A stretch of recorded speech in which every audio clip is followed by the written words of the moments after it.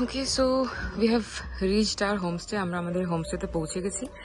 এটা উপরে স্টেয়ার্সগুলো ওঠার পরে বাইরেটা কিরকম দেখতে লাগে আমি সেটা পরে জানিয়ে দেব। এবারে স্টেয়ার্সগুলো উঠে আমি যাচ্ছি ভিতরে আমার রুমের দিকে। তো এরকম এটা নতুন বানানো হয়েছে আই থিঙ্ক ফ্লোরটা, তো নট শিওর এগুলো রুমস না ফর সাম আদার পারপাসেস। আমি আগেও বলেছি যে এটা British old heritage British bungalow. তাগদাতে এরকম অনেক কটা আছে যেগুলোকে কনভার্ট করা হয়েছে হোমস্টেতে। যারা এখানে আসেন ট্যুরিস্টরা তারা এই হোমস্টেতে থাকতে পারেন।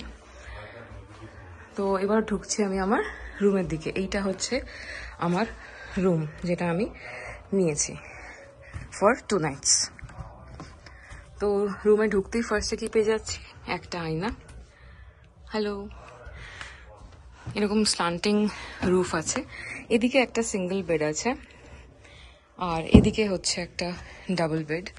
এই পুরো কাঠের যে ব্যাপারটা দেখতে পাচ্ছি, এখানে রবীন্দ্রনাথ ঠাকুরের একটা সুন্দর মানে কয়েকটা লাইনস লেখা রয়েছে, ওনার সৃষ্টি করা এবং ওনার একটি ছবি, যেটা দেখে আমার খুব ভালো লাগলো। একটু সুন্দর বাঙালি টাইপের টাচ আছে, যদিও এখানকার এনারা যাদের সঙ্গে কথা হলো তারা মোটেই বাঙালি নন। এখানে একটা বেশ ইনোভেটিভ কাইন্ড অফ ল্যাম্পশেড দেখতে পাচ্ছি। আর এই হচ্ছে রুমের এস্থেটিক্স। দুটো সুন্দর কমফোর্টেবল দেখতে।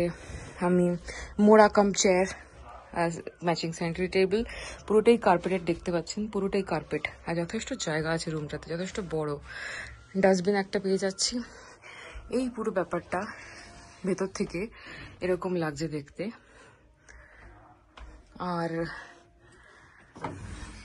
বাইরে যাচ্ছি তো এই স্বর্গ পাচ্ছি, লিটারালি স্বর্গ। জাস্ট দেখুন বাইরেটা কি অপূর্ব লাগছে। এদিকে মেঘ আছে বলে ভিউটা পাচ্ছি না, ওইদিকে মেঘটা সরে গেলে কিন্তু এন্টায়ারলি ওটা টি গার্ডেন পাহাড়ের উপর। তো সেটা এই মুহূর্তে দেখাতে পারছি না বিকজ আমি নিজেই সেটা দেখতে পাচ্ছি না।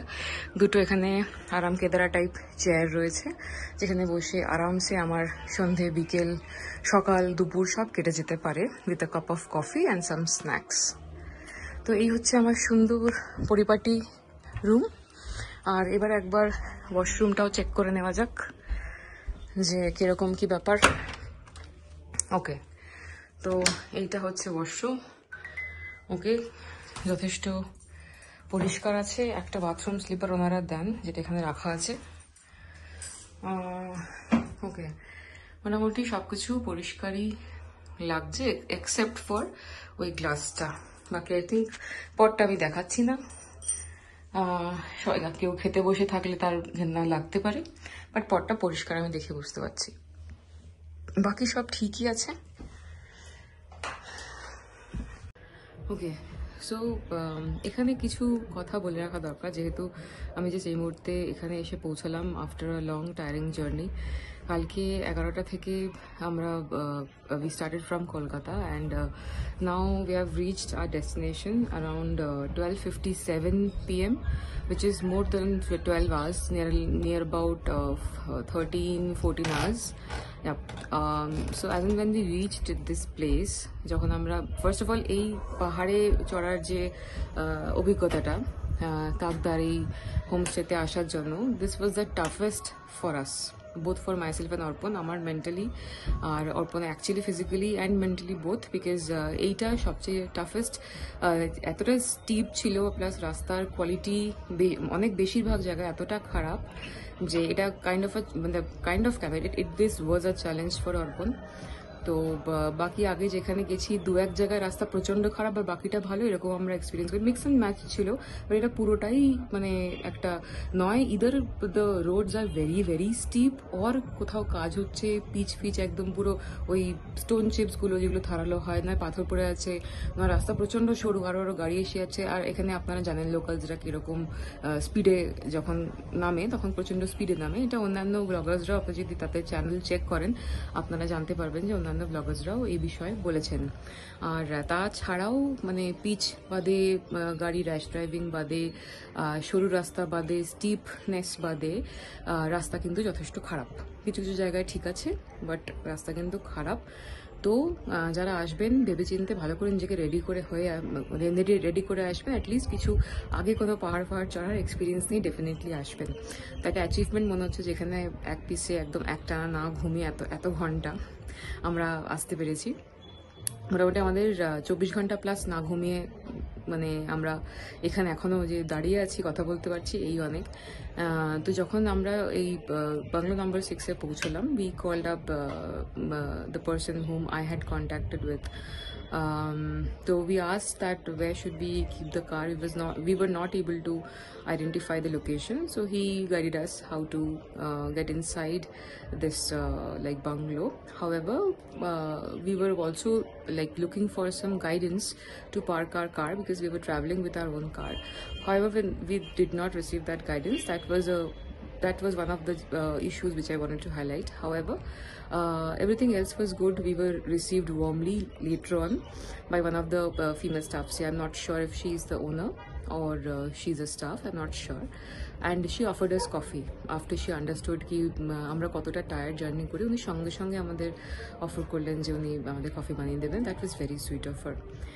তো এখন এইটুকুই রাখছি, পরে মানে we'll talk more about this. So for now, I'm signing off. Bye.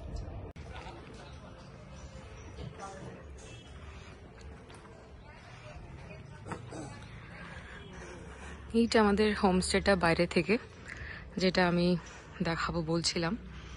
তো প্রচুর এখানে বাগান করা রয়েছে, ফুল রয়েছে।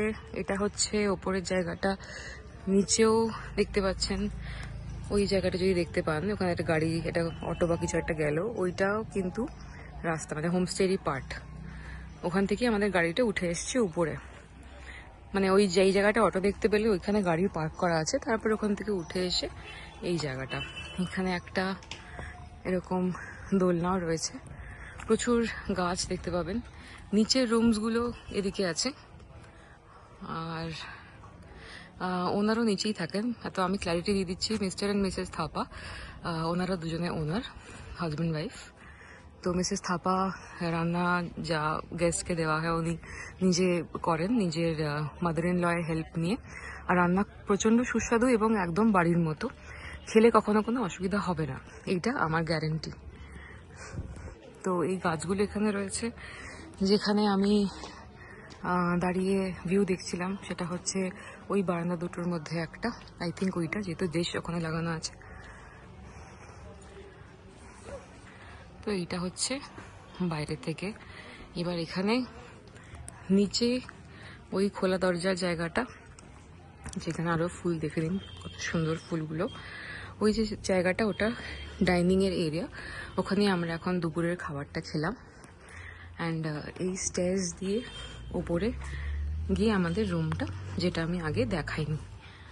তো স্টেয়ার্স বেশি নেই, প্রবলেম হবে না কোনো বয়স্ক মানুষের। হ্যাঁ, খুব বয়স্ক হলে প্রবলেম হতে পারে, তাহলে প্রেফার করবেন ফার্স্ট ফ্লোরে রুম নেবার বা গ্রাউন্ড ফ্লোরে, সেকেন্ড ফ্লোরটা অ্যাভয়েড করবেন।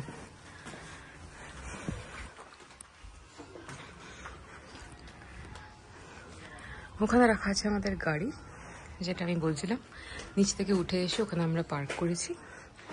অ্যান্ড এরপর উঠে যাচ্ছি আমাদের রুমের দিকে, সেকেন্ড ফ্লোরে। দুদিকে সুন্দর ফুলের টব দেওয়া রয়েছে।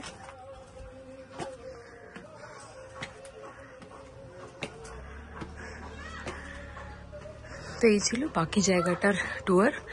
রুম ট্যুর তো আমি অলরেডি দিয়ে দিয়েছি, তো এখানেই শেষ করলাম।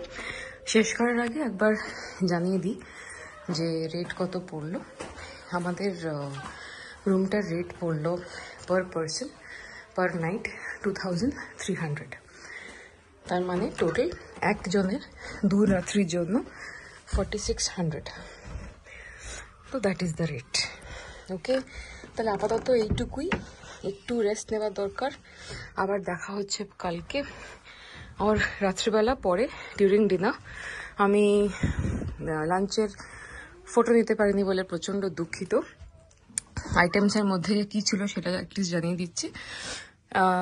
রাইস, আলু ভাজা, লাল শাক ভাজা, আর তারপরে কোফতা, মাছ। তো এই আইটেমসগুলো ছিল, আর ঘি দিয়েছিলেন সঙ্গে, স্যালাড দিয়েছিলেন, খুবই সুস্বাদু আইটেম। আর একদম বাড়ির মতো রান্না। আজকে এখানেই শেষ করছি, আবার দেখা হবে পরে। হ্যালো এভরিবডি, মুখ চোখ দেখেই বুঝতে পারছেন যে একটু কি মানে ঘুমিয়ে পড়েছিলাম। অ্যান্ড মানে এখনো যথেষ্ট ঘুম বাকি আছে। এখন সময় হচ্ছে মোরালেস 8:30, 8:40 নাগাদ। তো খানিকক্ষণ মানে অ্যাটলিস্ট কিছুক্ষণ ঘুমিয়ে নিলাম, একটু ফ্রেশ লাগছে। তো তারপরে উঠেই আমাদের মনে হলো যে একটু খেতে হবে কিছু। পাহাড়ের জায়গায় সবসময় একটু খেতে ইচ্ছা করে।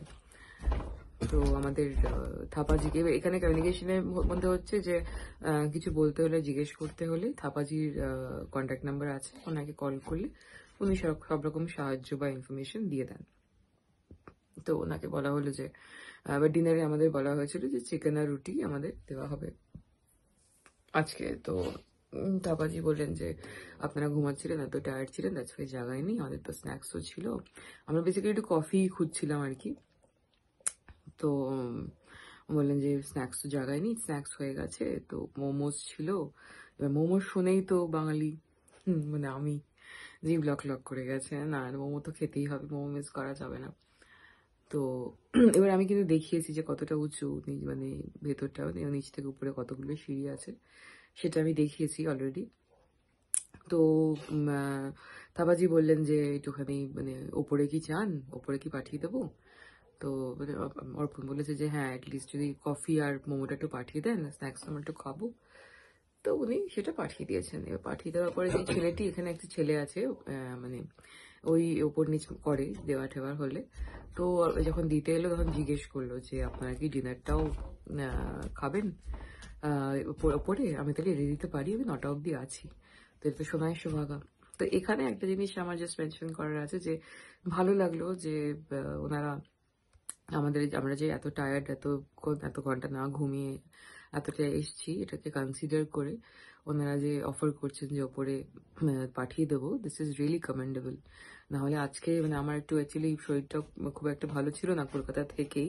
তারপর এতটা জার্নি আমি টানা করে এসেছি। আমি নর্মালি আপনার সঙ্গে জার্নি করলে কোনো গাড়িতে পেছনের সিটে কি শোয়া বা রেস্ট করা জিনিসটা একদম পছন্দ করি না। I want to support my husband when he is driving, mentally basically. তো সেই জন্য আমি সঙ্গেই থাকি সবসময়।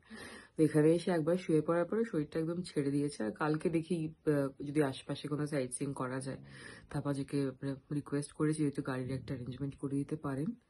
তো সেইভাবেই জানাবো। আপাতত দেখিয়ে দিচ্ছি যে আমাদের স্ন্যাক্সে কি এসছে। স্ন্যাক্স দেওয়া হয়ে গেছে, যখন ডিনার দিয়ে দেবে তখন ডিনারেও আমি আপনাদের দেখাবো যে কি পেলাম।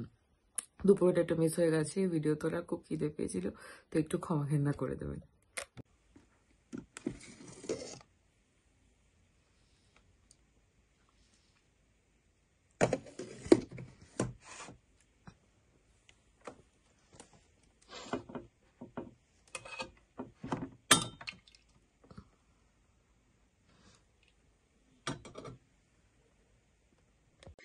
তো এসে গেছি ডিনার নিয়ে। ডিনার আমাদের রুমে দিয়ে দিয়েছে, এত ভালো ওনারা, আমরা তো টায়ার্ড ছিলাম বলে। তো দেখে নিন, এই হচ্ছে ফুলকপির তরকারি, ফার্স্ট একটা আইটেম। ওনাদের সাথে কথা হচ্ছিল শুধু চিকেন আর রুটি, ফুলকপিটাও দিয়েছেন। এটা কিন্তু ওদের বাগানে নিজের মানে ফার্মিং করা ফুলকপি, তার সঙ্গে মটরশুঁটি, একদম বাঙালি স্টাইলে রান্না করা। এরকম ভাবে পাত্রে দিয়েছেন। রুটি দিয়েছেন, দেখুন কি সুন্দর, এরকম ফুলকো ফুলকো রুটি, পুরো ফোলানো, সাইজটাও খুব সুন্দর, একটু মোটা ধাঁচের, সুতরাং মানে কোনো অসুবিধা নেই এই রুটিতে, একদম নরম। আর এখানে আছে আমাদের মেন হাইলাইট, সেটা হচ্ছে চিকেন। তো দেখে তো প্রচন্ড ইয়ামি মনে হচ্ছে। আমরা খেয়ে নিই। আর একটু স্যালাডও দিয়েছেন সঙ্গে এখানে কেটে, অর্পণ অলরেডি প্লেটে ঢেলে নিয়েছে। এরকম একটা টেবিলও দিয়ে গেছেন যাতে আমাদের ঘরের মধ্যে খেতে অসুবিধা না হয়। নর্মালি নিচে গিয়ে খেতে হয়, বাট যেহেতু আমরা টায়ার্ড, সেহেতু ওনারাই অফার করে আমাদের ওপরে পাঠিয়ে দিলেন রুমের মধ্যে। তো এখন খেয়ে নিয়ে জানাবো যে কেমন ছিল এই খাবারটা। আর মোমো যেটা আগে দেখিয়েছিলাম, মোমোটা অসাধারণ ছিল, অসাধারণ। মানে এর থেকে মানে বেটার মোমো হয়তো আমি মানে অনেক জায়গায় অনেক সময় খাইনি। মানে রাস্তার মোমো আমরা মোমো করি, মোমো ম্যাগি এই সেই, বাট এই মোমো তার থেকে 1000 গুণ বেটার আর ভীষণ ভালো। এখানে মিসেস থাপা অসাধারণ রান্না করেন। কালকে সকালের ব্রেকফাস্টের মেনু আছে আমাদের আলুর পরোটা। তো শুনেছি আমি, আমার যে কলিগ আমাকে রেফার করেছিল আসার জন্য, সে বলেছে যে আলুর পরোটা নাকি অত্যাধিক ভালো বানান, সেটা ডেফিনেটলি আপনাদের আমি জানাবো। আপাতত খেয়ে নিয়ে ঘুমিয়ে পড়বো, বিকজ সকাল সকাল উঠতে হবে, কালকে একটু বেড়াতে যাব। তো আজকের জন্য এইটুকুই, সঙ্গে থাকবেন, দেখতে থাকবেন। শেষ করছি আজকের দিনের ব্লগ। Good night.